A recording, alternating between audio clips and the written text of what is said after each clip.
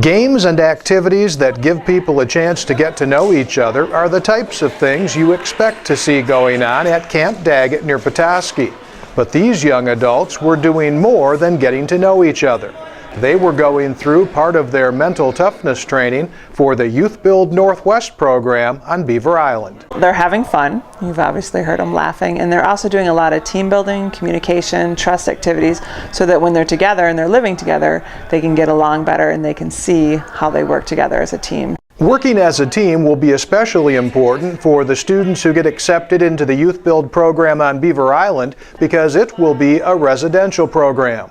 Besides learning construction skills and working toward their high school diploma or GED, the students will also be living together. That's why the training at Camp Daggett included an overnight stay. I think it's easy for us on a 3-hour basis to deal with some of the stressors that we throw at you, but when you're on a 24-hour or 48-hour basis, it's really hard to hide some of those, and you really get a chance to see how people are going to deal with the stress of living together, of having problems and having to solve the problems in a group. The mental toughness training for this group didn't end at Camp Daggett. After they left the camp, they flew to Beaver Island to continue the training. On the island, they stayed at the Beaver Island Lighthouse School, which is where students will be living during the YouthBuild program. They slept in the school's cabins, ate meals in the dining hall, worked in the academic center, and made benches in the shop as part of a team building exercise. The 2 days and nights on the island gave the students a glimpse of what it would be like to live there during the 10-month-long YouthBuild program. We look for kind of a responsibility and a respect level. Respect for your fellow students.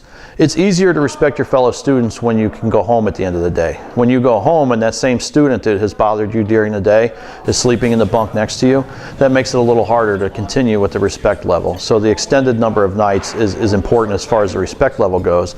There's also the aspect of homesickness. Everybody suffers from homesickness, staff included, myself included, and we want to make sure that the students are able to overcome that and work through that small issue before they make the decision to commit to 10 months in this program. Besides seeing what it was like to live on the island, the students also had a chance to learn some things about each other and themselves. Before I came here, I guess I kind of had a more cockier attitude. I always thought it was my way or the highway, and I found out that not everything has to be my way. Like people have better ideas. I thought there's going to be the one group of guys, the big tough guys, don't mess with me, and it didn't turn out to be like that. Everybody got along great, which was really cool actually. It's a huge commitment that we're asking of these young men and women, and this confirms that they're dedicated towards it if they're willing to go to these lengths and run through everything that we run through. And it shows us the inner character of the candidates and lets us get a little exposure into who they really are.